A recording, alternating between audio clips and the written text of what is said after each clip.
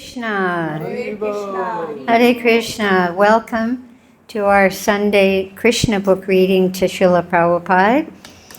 And as we always do, let us offer our respectful obeisances to Srila Prabhupada and to each other. Nama Om Vishnu Vidaya Krishna Prastaya Bhutale Srimati Bhakti-Vedanta Swaminiti Namane Namaste Saraswati Deve Gauravani Pacharane Nirvisesha Sunyavadi Paskachade Shatarane. And to each other, Vanchakalpadurubhyascha Kripa Sindhu Vyevacha Patitanam Pavanebhyo Vaishnavebhyo Namo Namaha.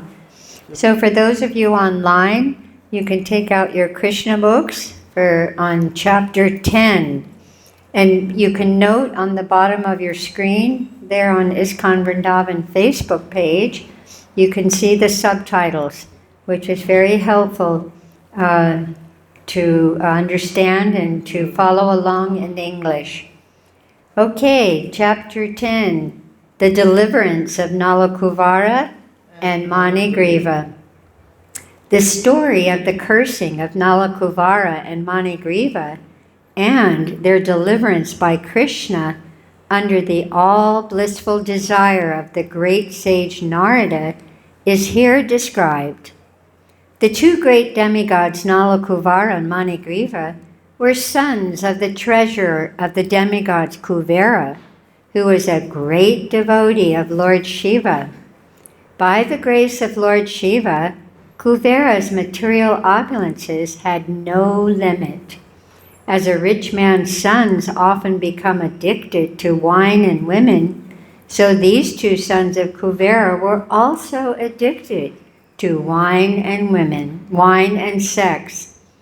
Once these two demigods, desiring to enjoy, entered the garden of Lord Shiva in the province of Kailash, on the bank of the Mandakini Ganges. There they drank much and engaged in hearing the sweet singing of the beautiful women who accompanied them in that garden of fragrant flowers. In an intoxicated condition, the two demigods entered the water of the Ganges, which was filled with lotus flowers, and there they began to enjoy the company of the young girls, exactly as a male elephant enjoys female elephants within the water.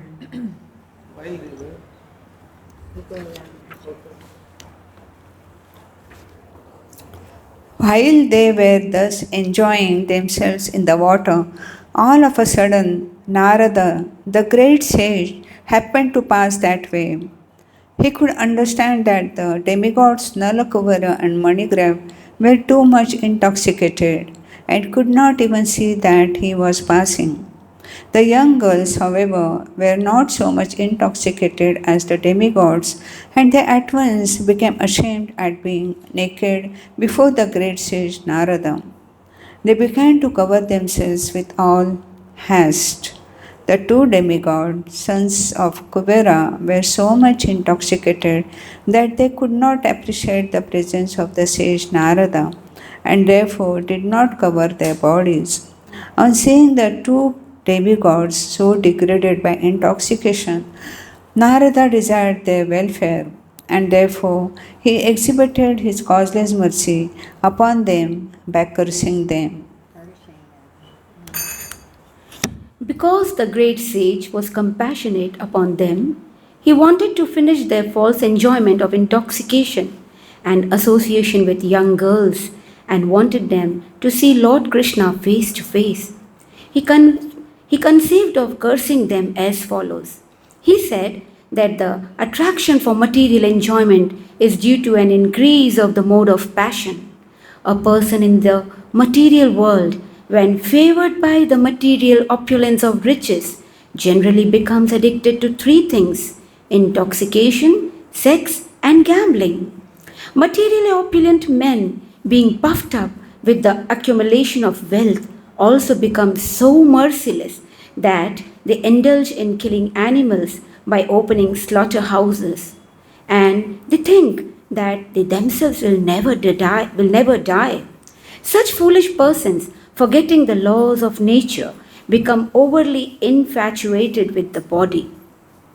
They forget that the material body, even though very much advanced in civilization up to the position of the demigods, will finally turn into ashes or stool. And while one is living, whatever the external condition of the body may be, within there, it's only stool, urine, and various kinds of worms. Thus, being engaged in jealousy and violence to other bodies, materialists cannot understand the ultimate goal of life, and without knowing this goal of life, they generally glide down to a hellish condition in their next life. Such foolish persons commit all kinds of sinful activities on account of the temporary body, and they are even unable to consider whether the body actually belongs to them. Generally, it is said that the body belongs to the persons who feed it. One might therefore consider whether the body belongs to one personally or to the master to whom one renders service. The master of slaves claims full right to the bodies of the slaves because the master feeds the slaves. It may also be questioned whether the body belongs to the father, who is the seed-giving master of the body, or to the mother who develops the child's body in her womb. Hare Krishna.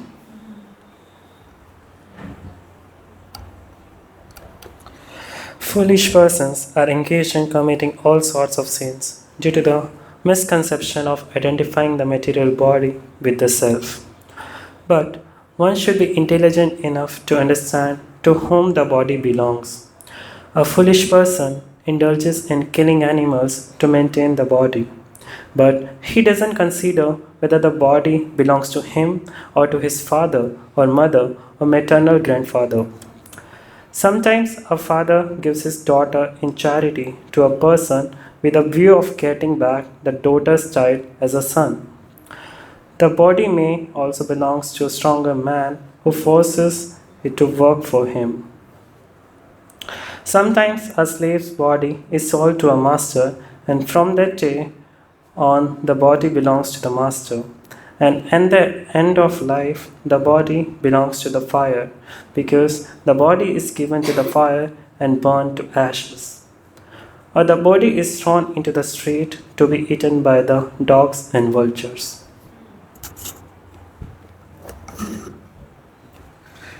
Before committing all kinds of sins to maintain the body, one should understand to whom the body belongs.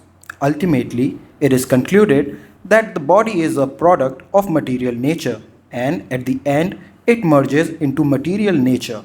Therefore, the conclusion should be that the body belongs to the material nature. One should not wrongly think that the body belongs to him. To maintain a false possession, why should one indulge in killing? Why should one kill innocent animals to maintain the body? When a man is infatuated with the false prestige of opulence, he does not care for any moral instruction but indulges in wine, women, and animal killing. In such circumstances, a poverty stricken man is often better situated because a poor man thinks of himself in relation to other bodies. A poor man often does not wish to inflict injuries upon other bodies because he can understand more readily that when he himself is injured, he feels pain. Therefore, the great sage Narad considered that because the demigods Nalukvar and Manigriva were so infatuated by false prestige, they should be put into a condition of life devoid of opulence.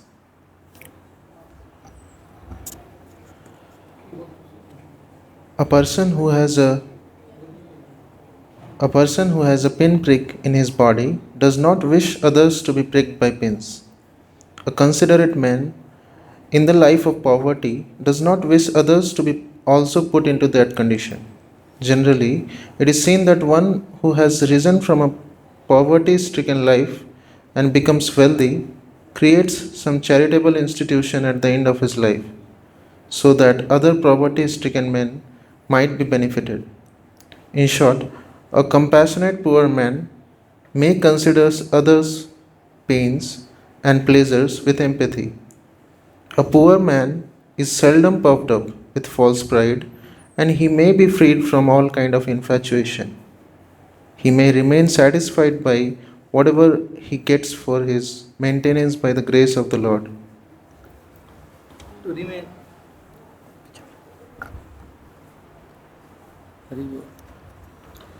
To remain in the poverty, To put it in just for the camera.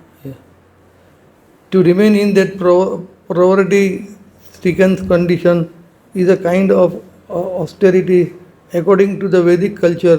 Therefore, the Brahmanas, as a matter of resource, Routine, as a matter of keep routine. themselves in a poor condition to have themselves for the false prestige of material opulences, false prestige due to advancement of material properties, Prosperity. prosperity, Read the words that Prabhupada has written. prosperity. It is great impediment in the spiritual and Emancipation. empathy.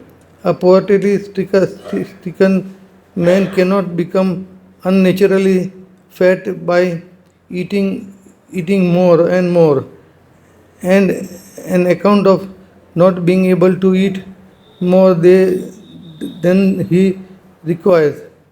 The senses are not very turbulent, but when the senses are not very turbulent, he cannot become violent. Okay. Another Okay, one paragraph we do each. Alrighty. We're reading to Prabhupada, so we have to read carefully his words. Another advantage of poverty is that a saintly person can easily enter a poor man's house, and thus the poor man can take advantage of the saintly person's association. A very opulent man does not allow anyone to enter his house. Therefore, the saintly person cannot enter. According to the Vedic system, a saintly person takes the position of a mendicant, so that on the plea of begging something from the householder, he can enter any house. The householder, who has usually forgotten everything about spiritual advancement because he is busy maintaining family affairs, can be benefited by the association of a saintly person. There is a great chance for the poor man to become liberated through association with a saint. Of what use are persons who are puffed up with material opulence and prestige if they are bereft of the association of saintly persons and devotees of the Supreme Personality of Godhead? The great sage Narada thereafter thought that it was his duty to put those demigods into a condition where they could not be falsely proud of their material opulence and prestige. Narada was compassionate and wanted to save them from their fallen life. They were in the mode of darkness, and being therefore unable to control their senses, they were addicted to sex life. It was the duty of a saintly person like Narada to save them from their abominable condition. In animal life, the animal has no sense to understand that he is naked, but Kuvera was the treasurer of the demigods, a very responsible man, and Nalkuvar and Manigrav were also of his sons. And yet, they became so animalistic and irresponsible that they could not understand, due to intoxication, that they were naked.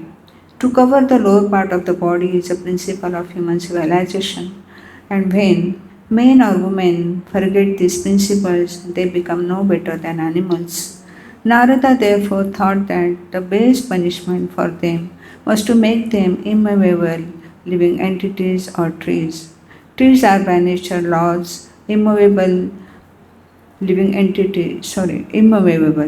Although trees are covered by the mode of ignorance, they cannot do harm.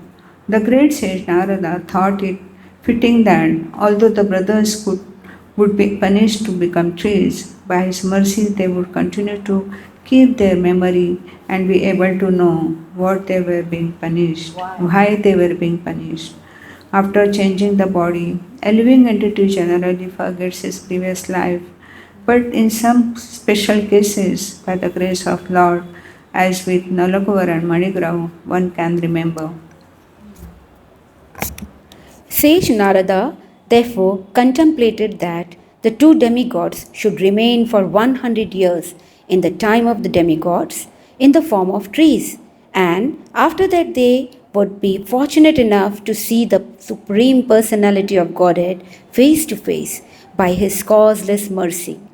And thus they would be again promoted to the life of the demigods and become great devotees of the Lord. After this, the great sage Narada returned to his abode, known as Narayanashrama, and the two demigods turned into trees, known as twin Arjuna trees.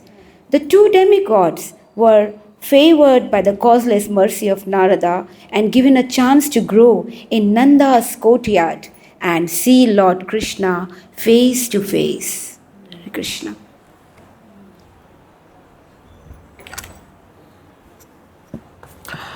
Although child Krishna was bound up to the wooden mortar, he began to proceed toward the twin trees in order to fulfill the prophecy of his great devotee Narada. Lord Krishna knew that Narad was his great devotee and that the trees standing before him as twin Arjuna trees were actually the sons of Kubera. I must now fulfill the words of my great devotee Narad, he thought. Then he proceeded through the passage between the two trees. Although he was able to pass through the passage, the large wooden mortar struck horizontally between the trees. Taking advantage of this with great strength, Lord Krishna began to pull the rope, which was tied to the mortar. As soon as he pulled, the two trees with all their branches and limbs fell down with a great sound. Out of the broken, fallen trees came two great personalities, shining like blazing fire. All sides became illuminated and beautiful by their presence. The two purified personalities immediately came before child Krishna and bowed down to offer their respects and prayers in the following words.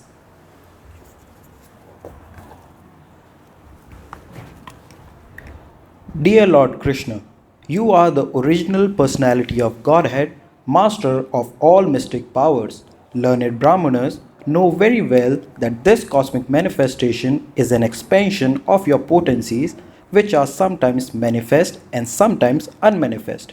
You are the original provider of the life, body, and senses of all living entities.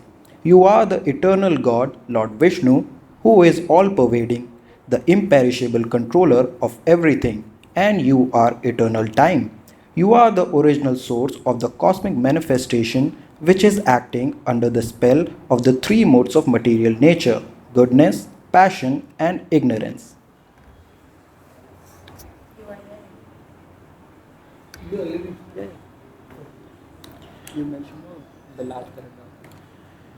You are living as the super soul in all the multi forms of living entities. And you know very well what is going on within their bodies and minds. Therefore, you are the supreme director of all activities of living entities. But although you are in the midst of everything which is under the spell of the material modes of nature, you are not affected by such contaminated qualities. No one under the jurisdiction of the material modes can understand your transcendental qualities.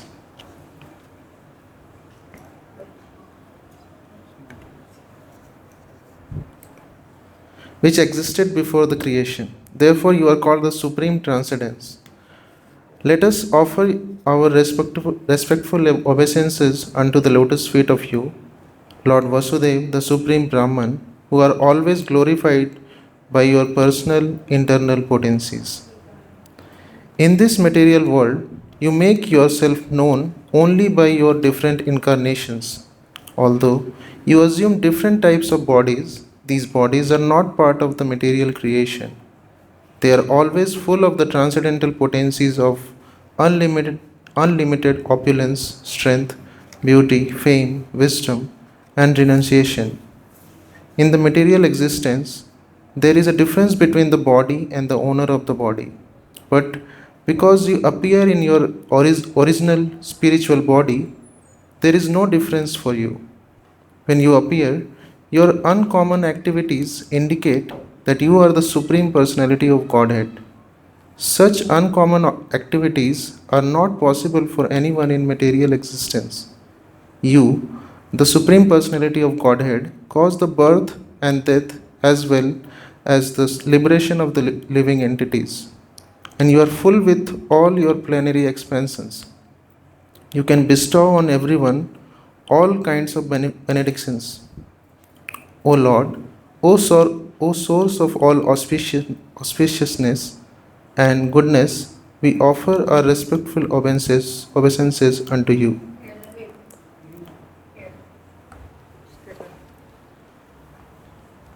You are.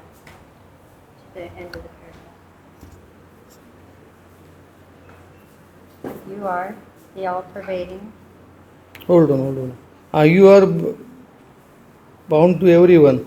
You are the all-pervading Supreme Personality of Godhead. I missed it where it is. You are the all-pervading Supreme Personality of Godhead. The Supreme Personality of Godhead, and the birth and death. The Supreme Source of Peace. Here. The Supreme Personality. No. Here. Start here. You are the all-pervading Supreme Personality of Godhead, the Supreme Source of Peace, and the Supreme... Can be supreme in the destiny. Right here. And the Supreme Personality in the dynasty of King Yadu. Yes.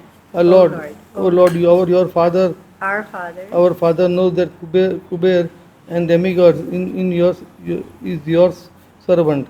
Similarly, the great sage Narad is also your servant, and all by the grace we been able to see the personality. See you personally. Personally, we therefore pray that we may always be engaged in the transcendental loving service to speaking of your about your glories and hearing about your transcendental activities. You have to hold this to your mouth, otherwise Yeah, activities. Prabhupada can't hear you. To your mouth. May your hands and other limbs of engage in their service, and our mind always been contented at the lotus feet of head, always beloved down below, and all pervading nature, universal form of your lordship. Lordship. Okay. When the demigods Nala Kuvara and Manigriva finished their prayers, the child, Lord Krishna, the master and proprietor of Gokul, bound to the wooden grinding mortar by the ropes of Yashoda, smiled and said, "It was already known to me that my great devotee Narada Muni had shown his causeless mercy by saving you from the abominable condition of pride due to possessing extraordinary beauty and opulence in a family of demigods. He has saved you from gliding down into the lowest condition of hellish life. All these facts are already known to me. You are very fortunate because not only were you cursed by him, but you had the great opportunity to see him. If someone is able by chance to see face to face a great saintly person like Narada, who is always serene and merciful to everyone, then immediately that conditioned soul becomes liberated. That is exactly like being situated in the full light of the sun. There cannot be any visionary impediment. Therefore, O Nala Kuvar and Manigriva, your lives have now become successful because you have developed ecstatic love for me. This is your last birth within material existence. Now you can go back to your father's residence in the heavenly planets, and by remaining in the attitude of devotional service, you will be liberated in this very life. After this, the demigod circumambulated the Lord many times and bowed down before him again and again, and thus they left. The Lord remained bound up with ropes to the grinding mortar. Thus ends the Bhaktivedanta purport of the 10th chapter of Krishna, the deliverance of Nalakuvara and Manigriva. Haribol. Chapter 11. Killing the demons Vatsasur and Bakasur. When the twin Arjuna trees fell to the ground, making a sound like the falling of a thunderbolts, all the inhabitants of Gokula, including Nanda Maharaj, immediately came to the spot. They were very much astonished to see how the two great trees had suddenly fallen. Because they could find no reason for their falling down, they were puzzled. When they saw child Krishna bound up to the wooden mortar by the ropes of Mother Yashoda, they thought that it must have been caused by some demons. Otherwise, how was it possible? At the same time, they were very much perturbed because such uncommon incidents were always happening to child Krishna. While the coward men were thus contemplating, the small children who were playing there informed the men that the trees had fallen because Krishna had pulled a wooden mortar with the ropes binding him. Krishna came in between the two trees, they explained, and the wooden mortar was topsy-turvy and stuck in between the trees. Krishna pulled the rope and the trees fell down. When the trees fell down, two very dazzling men came out of the trees and they said something to Krishna. Most of the cowherd men did not believe the statement of the children. They could not believe that such things were at all possible. Some of the men, however, believed them and told Nanda Maharaja, "Your child is different from all other children. He just might have done it." Nanda Maharaja smiled to hear about the extraordinary abilities of his son.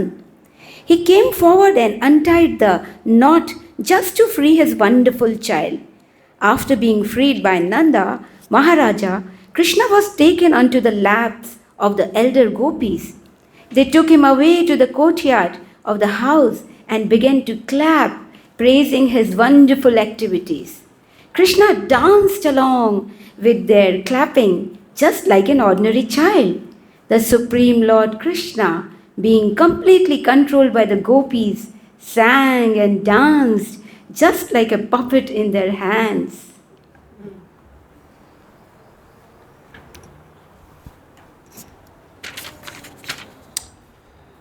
Sometimes Mother Yashoda used to ask Krishna to bring her a wooden plank for sitting.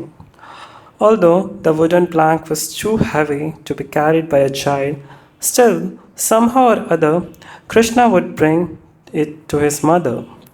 Sometimes his father, while worshipping Narayana, would ask him to bring his wooden slippers, and Krishna, with great difficulty, would put the slippers on his head and bring them to his father.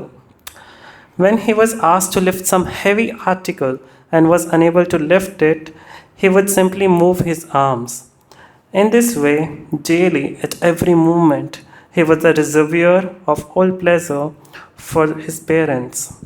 The Lord was exhibiting such childish dealings with the inhabitants of Vrindavana because he wanted to show the great philosophers and sages searching after the absolute truth how the supreme absolute truth, personality of Godhead, is controlled by and subject to the desires of his pure devotees.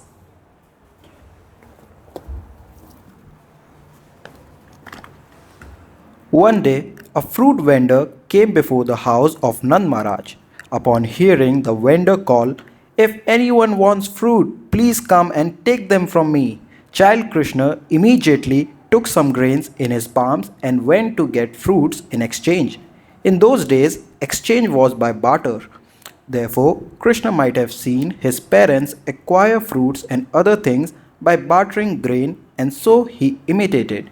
But his palms were very small and he was not very careful to hold the grains tight, so he was dropping them.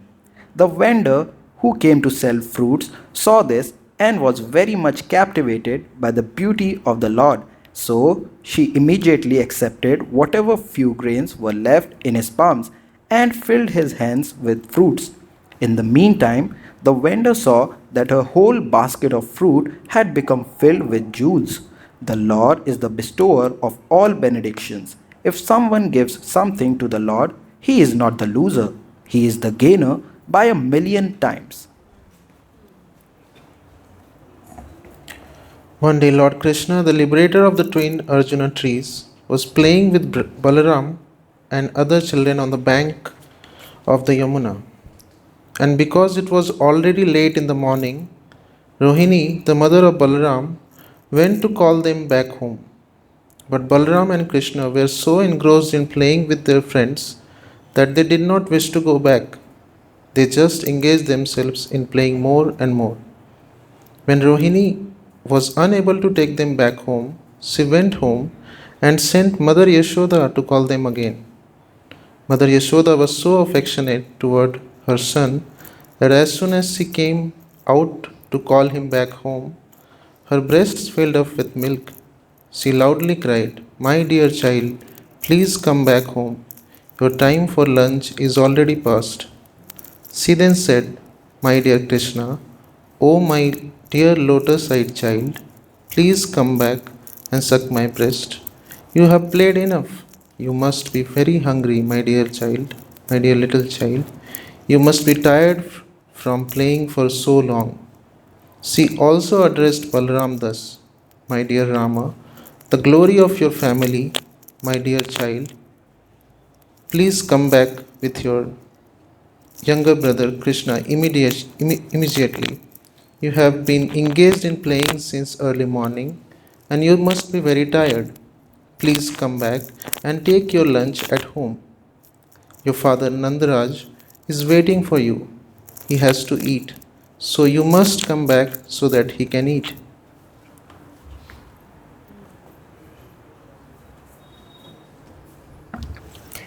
As soon as Krishna and Balram heard that Nand Maharaj was waiting for them and could not take his food in their absence, they started to return.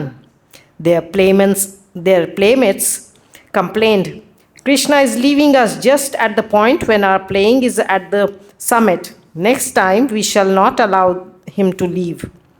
His playmates then threatened not to allow him to play with them again. Krishna became afraid, and instead of going back home, he went back again to play with the boys. At that time, Mother Yashoda scolded the children and told Krishna, "My dear Krishna, do you think that you are a street boy? You have no home? Please come back to your home. I see that your body has become very dirty from playing since early morning. Now come home and take your bath. Besides, today is your birthday ceremony. Therefore, you should come back home and give cows in charity to the Brahmanas. Don't you see how your playmates are decorated with ornaments by their mothers? You should also be cleansed and decorated with nice dress and ornaments. Please, therefore, come back. Take your bath, dress yourself nicely, and then again you may go on playing." In this way, Mother Yashoda called back Lord Krishna and Balram, who are worshipable to the great demigods, and Lord Brahma and Lord Shiva. She was thinking of them in her child. As her children. When Mother Yashoda's children Krishna and Balram came home, she bathed them very, very nicely and dressed them with ornaments. She then called all the Brahmins and thought her child have given him many cows in charity for the occasion of Krishna's birthday. In this way, she performed the birthday ceremony of Krishna at home. After this incident, all the elder cowherd men assembled together, and Nanda Maharaj presided. They began to consult amongst themselves how to stop the great disturbances in Mahavan on account of the demons. In this meeting, Upananda, the brother of Nanda Maharaj, was present. He was considered to be learned and experienced, and he was a well-wisher of Krishna and Balaram. He was a leader, and he addressed the meeting as follows. My dear friends, now we should leave here for another place, because we are continually finding that great demons are coming here to disturb the peaceful situation, and they are especially attempting to kill the small children. Just consider Putana and Krishna. It was simply by the grace of Lord Hari that Krishna was saved from the hands of such a great demon. Next, the whirlwind demon took Krishna way into the sky, but by the grace of Lord Hari, he was saved, and the demon fell down on a stone slab and died. Very recently, this child was playing between two trees, and the trees fell down violently, and yet there was no injury to the child. So Lord Hari saved him again. Just imagine the calamity if this child or any other child playing with him were crushed by the falling trees. Considering all these incidents, we must conclude that this place is no longer safe. Let us leave. We have all been saved from different calamities by the grace of Lord Hari. Now we should be cautious and leave this place and reside somewhere where we can live peacefully. I think we should all go to the forest known as Vrindavan, where just now there are newly grown plants and herbs. It is very suitable for pasturing ground for our cows, and we and our families, the gopis with their children, can very peacefully live there. Near Vrindavan is Govardhan Hill, which is very beautiful, and there are newly grown grass and fodder for the animals, so there will be no difficulty in living there. I therefore suggest that we start immediately for that beautiful place, as there is no need to waste any more time. Let us prepare all our carts immediately, and if you like, let us go, keeping all the cows in front. On hearing the statements of Upananda, all the cowherd men immediately agreed. Let us immediately go there. Everyone there loaded all their household furnitures and utensils onto the carts and prepared to go to Vrindavan.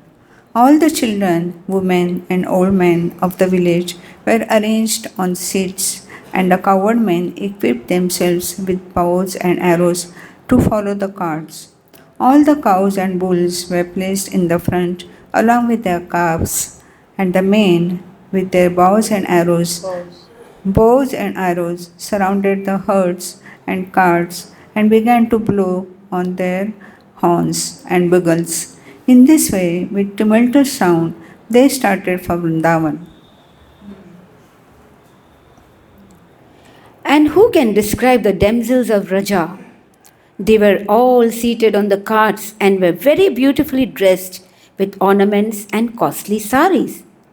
They chanted the pastimes of child Krishna as usual. Mother Yashoda and Mother Rohini were seated on a separate cart, and Krishna and Balarama were seated on their laps. While Mother Rohini and Yashoda were riding on the cart, they talked to Krishna and Balarama, and feeling the pleasure of such talks, they looked very, very beautiful. In this way, after reaching Vrindavana, where everyone lives eternally, very peacefully and happily, they encircled Vrindavana, drew all the carts together in a half circle, and in this way constructed a temporary residence. When Krishna and Balarama saw the beautiful appearance of Vrindavana, Govardhana Hill, and the banks of the river Yamuna, They felt very happy. As they grew up, they began talking with their parents and others in childish language, and thus they gave great pleasure to all the inhabitants of Vrindavana.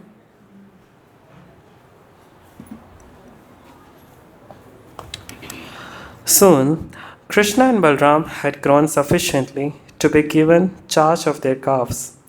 Cowherd boys, from the very beginning of their childhood, are trained to take care of the cows, and their first responsibility is to take care of the little calves. So, along with the other little cowherd boys, Krishna and Balram went into the pasturing ground and took charge of the calves, and there they played with their playmates. While taking charge of the calves, sometimes the two brothers played on their flutes, and sometimes they played with amalaka fruits and bale fruits, just as small children play with balls. Sometimes they danced and made tinkling sounds with their ankle bells. Sometimes they made themselves into bulls and cows by covering themselves with blankets. Thus, Krishna and Balram played. The two brothers also used to imitate the sounds of bulls and cows and play at bullfighting. Sometimes they used to imitate the sounds of various animals and birds. In this way, they enjoyed their childhood pastimes apparently like ordinary mundane children.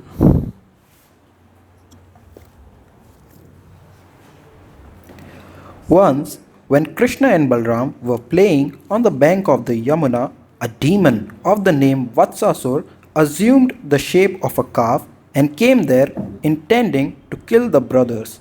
By taking the shape of a calf, the demon could mingle with the other calves. Krishna, however, specifically noticed this, and he immediately alerted Balram about the entrance of the demon. Both brothers then silently approached him. Krishna caught hold of the demon calf by the two hind legs and tail, whipped him around very forcibly, and threw him up into a tree. The demon lost his life and fell down from the top of the tree to the ground. When the demon lay dead on the ground, all the playmates of Krishna congratulated him. Well done, well done! And the demigods in the sky showered flowers with great satisfaction. In this way, the maintainers of the complete creation, Krishna and Balram, used to take care of the calves every day, beginning in the morning, and thus they enjoyed their childhood pastimes as cowherd boys in Vrindavan.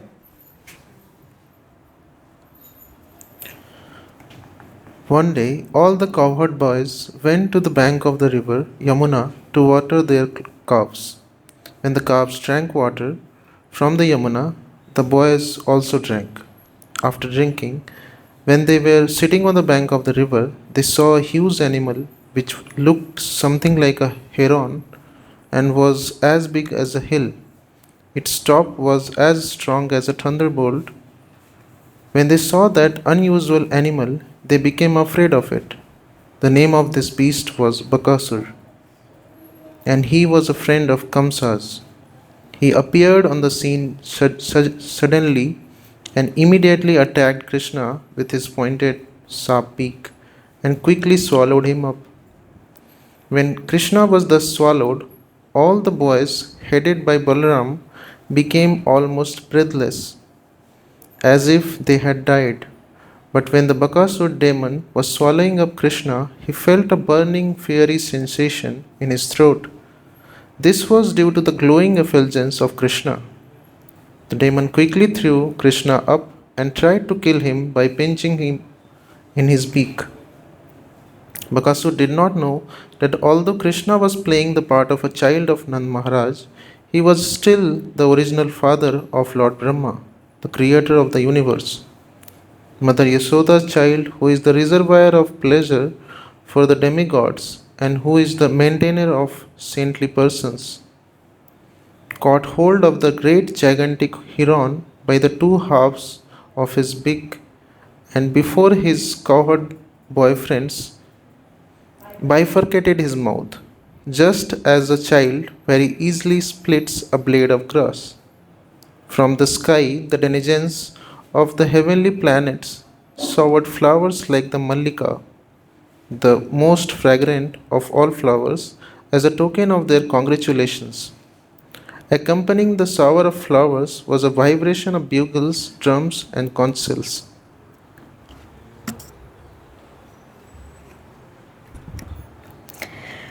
When the boys saw the showering of flowers and heard the celestial sounds, they were struck with wonder.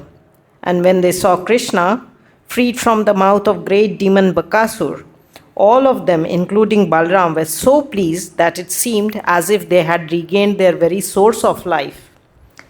As soon as they saw Krishna coming toward them, they one after another embraced the son of Nanda and held him to their chest. After this, they assembled all the calves under their charge and began to return home. When they arrived home, they spoke of the wonderful activities of the son of Nanda. When the gopis and cowherd men all heard the story from the boys, they felt great happiness because naturally they loved Krishna, and by hearing about his glories and victorious activities, they became still more affectionate toward him. Thinking that child Krishna had been saved from the mouth of death, they looked upon his face with great love and affection. They were full of anxiety and could not turn their faces from the vision of Krishna. The gopis and men began to converse amongst themselves about how wonderful it was that child Krishna had been attacked in so many ways and so many times by so many demons, and yet the demons themselves had been killed and Krishna had remained uninjured. They continued to converse among themselves about how so many great demons in such fierce bodies had attacked Krishna to kill him, but by the grace of Hari had not been able to cause even a slight injury. Rather, they had died like small flies in a fire. Thus they remembered the words of Garga Muni, who had foretold, by dint of his vast knowledge of Vedas and astrology, that this boy would be attacked by many demons. Now they were actually seeing that this was coming true, word for word. All the coward men, including Nanda Maharaj, used to talk of the wonderful activities of Lord Krishna and Balram, and they were always so much absorbed in those talk, they were forgot the threefold miseries of the material existence. There is the effect of Krishna consciousness. What was enjoyed 5,000 years ago by Nanda Maharaj can still be enjoyed by the Krishna conscious person. Similarly, by talking about Simply by talking. Slow down. Simply by talking. simply by talking about transcendental pastimes of Krishna and his association. His The- associates. You slow down, it'll be easier. Thus, Balaram and Krishna enjoyed their childhood pastimes, imitating Lord Ramachandra's monkeys, who constructed the bridge over the ocean, and Hanuman, who jumped over the water to Ceylon. They used to imitate such pastimes among their friends, and so happily passed their childhood life. Thus ends the Bhaktivedanta purport of the 11th chapter of Krishna, killing the demons Vatsasura and Bakasura. Hari Bol. I think we have time to do chapter 12. Chapter 12 The Killing of the Aghasur Demon. Once the Lord desired to go early in the morning with all his coward boyfriends to the forest, where they were to assemble together and take lunch. As soon as he got up from bed, he blew his buffalo horn, bugle, and called all his friends together. Keeping the cows before them, they started for the forest in a great procession. In this way, Lord Krishna assembled thousands of his boyfriends. They were each equipped with stick, flute, and horn, as well as a lunch bag, and each of them was taking care of thousands of cows. All the boys appeared very jolly and happy in that excursion. Each and every one of them, including Krishna, was attentive to his personal cows, and he herded them in the different places in the forest. The boys were fully decorated with various kinds of golden ornaments, yet Is that coming out of the book? Yet, out of sporting propensities, they began to pick up flowers, leaves, twigs, peacock feathers, and red clay from different places in the forest and further decorate themselves in different ways. While passing through the forest, one boy stole another boy's lunch package and passed it to a third. And when the boy whose lunch package was stolen came to know of it, he tried to take it back. But the boy who had it threw it to another boy. This sporting playing went on amongst the boys as childhood pastimes. When Lord Krishna went ahead to a distant place in order to see some specific scenery, the boys behind him ran to try to catch up and be the first to touch him. So there was a great competition. One would say, "I will go there and touch Krishna." And another would say, "Oh, you cannot go. I'll touch Krishna first."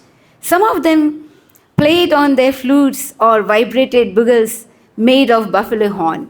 Some of them gladly followed the peacocks and imitated the conmatophonic sounds of the cuckoo. While the birds were flying in the sky, the boys ran after the birds' shadows along the ground and tried to follow their exact courses. Some of them went to the monkeys and silently sat down by them, and some of them imitated the dancing of the peacocks. Some of them caught monkeys by the tail and played with them, and when the monkeys jumped into a tree, the boys followed. When a monkey showed its face and teeth, a boy imitated and showed his teeth to the monkey. Some of the boys played with the frogs on the banks of the Yamuna, on the bank of the Yamuna. And when out of fear the frogs jumped into the water, the boys immediately dove in after them. And they would come out of the water when they saw their own shadows and stand imitating, making caricatures and laughing. They would also go to an empty well and make loud sounds. And when the echo came back, they would call it till names and laugh. As stated personally by the Supreme Personality of Godhead in the Bhagavad-Gita, he is realized proportionately by transcendentalists as Brahman, Paramatma, and the Supreme Personality of Godhead. Here, in confirmation of the same statement, Lord Krishna, who awards the impersonalist the pleasure of Brahman realization by his bodily effulgence, also gives pleasure to the devotees as the Supreme Personality of Godhead. Those who are under the spell of the external energy, Maya, take him only as a beautiful child. Yet, he gave full transcendental pleasure to the cowherd boys who played with him. Only after accumulating heaps of pious activities were those boys promoted to personally associate with the Supreme Personality of Godhead. Who can estimate the transcendental fortune of the residents of Vrindavana?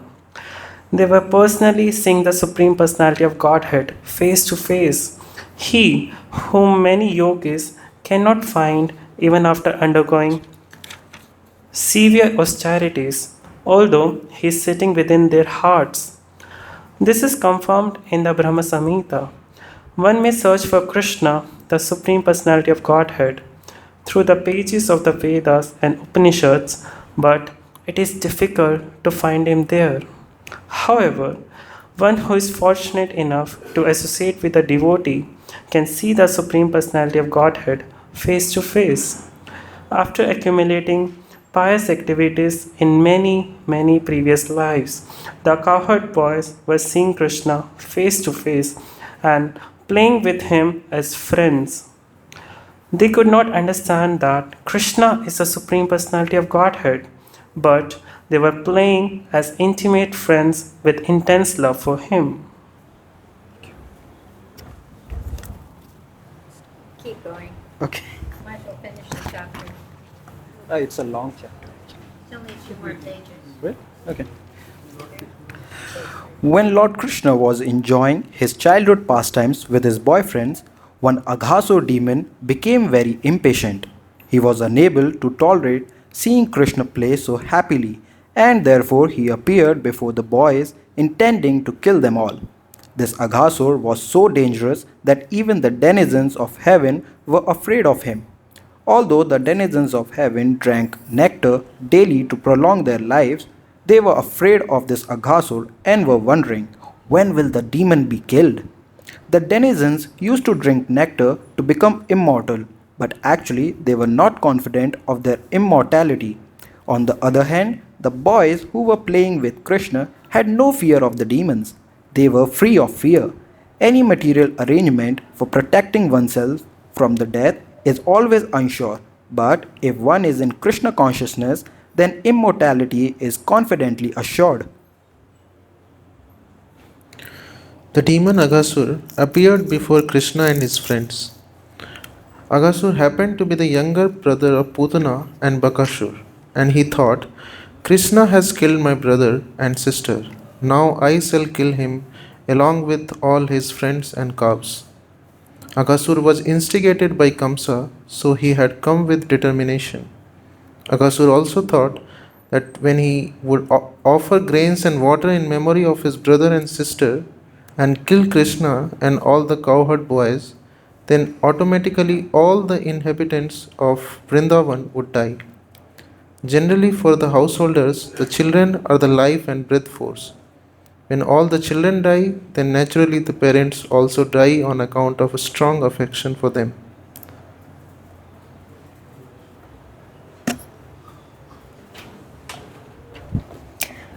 Aghasura, then deciding to kill all the inhabitants of Vrindavan, expanded himself by the yogic siddhi called Mahima. The demons are generally expert in achieving almost all kinds of mystic powers. In the yoga system, by the perfection called Mahima Siddhi, one can expand himself as he desires. The demon Aghasura expanded himself up to 8 miles and assumed the shape of a very fat serpent. Having attained this wonderful body, he stretched his mouth open just like a mountain cave, desiring to swallow all the boys at once, including Krishna and Balram. He sat on the path.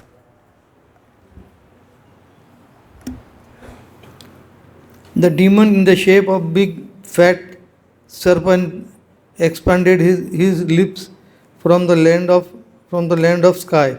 From the land to sky. The lower limbs was touching to the ground and his upper lips was touching to the clouds. His swallow appeared. His jaws His jaws appeared like a big mountain cave. Without imitation, and his teeth appeared just like mountain summit. His tongue appeared to be the broad traffic way, and he was breathing like a hurricane. His eyes were blazing like fire. At first, the boys thought that the demon was an statue. But after examining, they saw that it was a big serpent lying down on the road and weeping from mouth. Widening his mouth. Mouth. The boys began to talk about themselves. Dear friend, the figure figure appeared to be a great animal, and he is sitting in such a posture just to swallow us all. Just see, it is not a big snake that was within his mouth, It's widening widening his mouth up to eat all of us. To eat all of us? All of us. One of them said, "Yes, what you say is true. This animal's upper lip appears to be just like the sunshine, and its lower lip is just like the reflection of red sunshine on the ground. Dear friends, just look to the right and left hand side. Just look to the right and left hand side of the mouth of the animal. Its mouth appears to be like a big mountain cave, and its height cannot be estimated. The chin is also raised just like a mountain summit. That long highway appears to be its tongue, and inside the mouth it is as dark as in a mountain cave. The hot wind that is blowing like a hurricane is his breathing, and the fishy, bad smell coming out from his mouth is the smell of his intestines." Then they further consulted among themselves. If he all at one time entered into the mouth of this great serpent, how could it possibly swallow all of us? And even if it were to swallow all of us at once, it could not swallow Krishna. Krishna will immediately kill him, as he did Bakasur. Talking in this way, all the boys looked all at the beautiful lotus-like face of Krishna, and they began to clap and smile. And so they marched forward and entered the mouth of the gigantic serpent. Meanwhile, Krishna, who is the super soul within everyone's hearts, could understand that the big statuesque figure was a demon. The boys didn't know this, however, and thus, while Krishna was planning how to stop the destructions of his intimate friends, all the boys, along with their cows, entered the mouth of the serpent. But Krishna didn't enter. The demon was awaiting Krishna's entrance, and he was thinking, "Everyone has entered except Krishna, who has killed my brother and sister." So unfortunately, my dear devotees, we're only halfway through the chapter, The Killing of the Aghasura Demon. So we'll continue next Sunday, because this concludes our 1-hour reading of Krishna book to Srila Prabhupada. Srila Prabhupada, thank you for allowing us to come and read to you. So as we always do, let us offer our respectful obeisances to Srila Prabhupada and to each other. Nama Om Vishnupadaya Krishna Prastaya Bhutale Srimati Bhaktivedanta Swaminiti Namane Namaste Saraswati Deve Gauravani Pacharane Nirvisesha Sunyavadi Paskachade Shatarane. And to each other, Vanchakalpatubhyas cha Kripa Sindhu Bhievacha Patitanam Pavanebhyo Vaishnavebhyo Namo Namaha. Jai Srila Prabhupada. Jai Krishna book. So you can be on time at 6 o'clock for, this is mine, 6 o'clock for Leelamrita with Daiva Shakti Mataji. Hare Krishna. Hare Krishna.